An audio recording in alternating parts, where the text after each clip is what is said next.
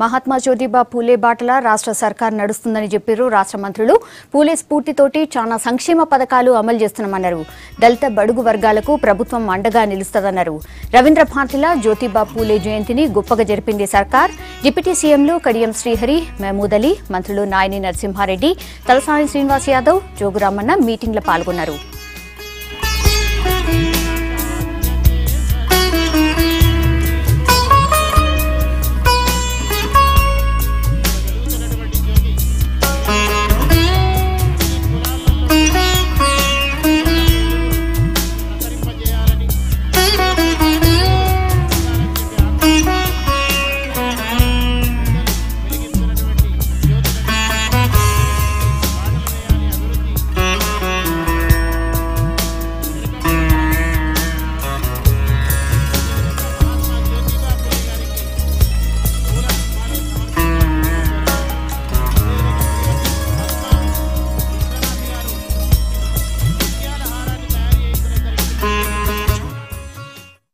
ఈరోజు తెలంగాణ ప్రభుత్వం గౌరవ ముఖ్యమంత్రి శ్రీ కల్వకుంట్ల చంద్రశేఖరరావు గారి నాయకత్వంలో మనము మహాత్మా జ్యోతిరావు పూలే ఉత్సవాలను ఇంత ఘనంగా రాష్ట్ర వ్యాప్తంగా నిర్వహించుకుంటున్నాం.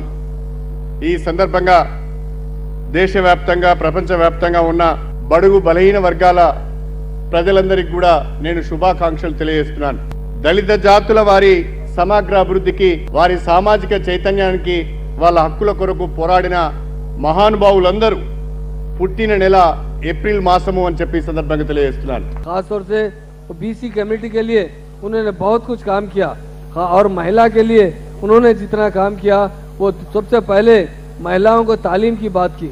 उन्होंने 1851 में मदरसे स्टार्ट किए और खास तौर से लड़कियों के लिए अन्य కులాలను అన్ని మతాలను అందరిని గౌరవించి ఆదరించినాడే ఈ రాష్ట్రం బాగుపడుతుంది, బంగారు తెలంగాణ సాధించుకోగలుగుతామని చెప్పని ఆశయంతో ముఖ్యమంత్రి గారు ఈనాడు బలుగు బలహీన వర్గాలకు పెద్ద ఎత్తున బడ్జెట్ కేటాయించడం జరిగింది.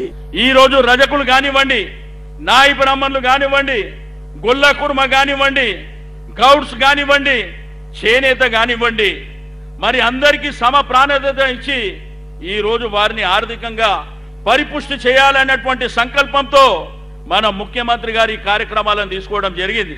ఈ రోజు గ్రామీణ ప్రాంతంలో ఉన్నటువంటి రైతాంగానికి మంచినీరు ఇచ్చేటువంటి కార్యక్రమం. రెండోది 24 గంటల కరెంటు ఈ రోజు మన రాష్ట్రంలో ఎవరు ఊహించినటువంటి కార్యక్రమం.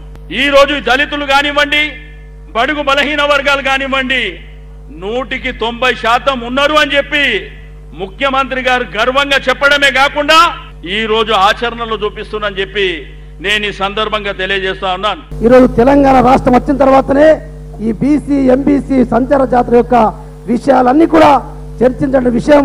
70 సంవత్సరాల స్వతంత్ర కాలం తర్వాత మరి కొత్తగా ఏర్పడినటువంటి రాష్ట్రంలో ముఖ్యమంత్రి కేసీఆర్ గారి ఆధ్వర్యంలో మరి చర్చ జరిగిందంటే ఈ రోజు నిజంగా మనందరికీ ఒక సంతోషం.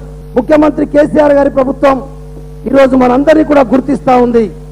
మరి బీసీలలో కూడా చాలా కులాలు ఇంకా చాలా వెనుకబడి ఉన్నాయి. వెనుకబడ్డటువంటి కులాల్లో కూడా వారికి కూడా ఎంబీసీలుగా సంచార జాతులుగా ఈరోజు గుర్తించడం అంటే ఇదేదో బీసీలలో విభజించడం కాదు. అభివృద్ధి జరగాలంటే నిజంగా బీసీలో ఉన్నటువంటి ఇంకా చాలా అత్యధికంగా ఉన్నటువంటి మరి ఇంకా అభివృద్ధికి దూరం ఉన్నటువంటి కులాలన్నీ కూడా చాలా ఉన్నాయి.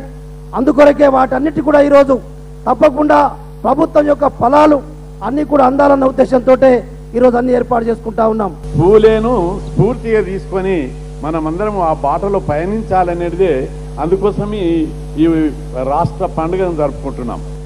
ఏ ప్రశ్నించని హక్కు లేనటువంటి రోజుల్లో, రాచరిక వ్యవస్థ ఉన్నటువంటి రోజుల్లో, భూస్వామ్య పెత్తందారి వ్యవస్థ ఉన్నటువంటి రోజుల్లో మహాత్మా జ్యోతిరావు పూలే మానవ హక్కుల కోసం, పీడిత జనాల హక్కుల కోసం, సమాజాన్ని పట్టి పీడిస్తున్నటువంటి అంటరానితనం, అస్పృశ్యత, మానవ పీడన, ఆర్థిక దోపిడీ, ఈ వీటికి వ్యతిరేకంగా, దోపిడీ, పీడన, వివక్షతకు వ్యతిరేకంగా పోరాడినటువంటి మహానుభావుడు జ్యోతిరావు పూలేనని చెప్పి మీ అందరికీ నేను